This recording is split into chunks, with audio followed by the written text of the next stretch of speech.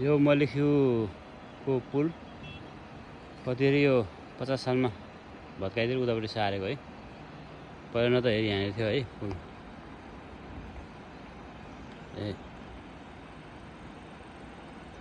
यो मलिखु बजार माथिल्लो बजार हैन त्यो।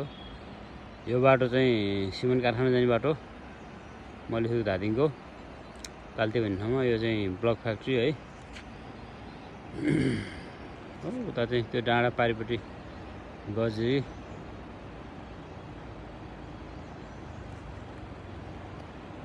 रमाइलो छ।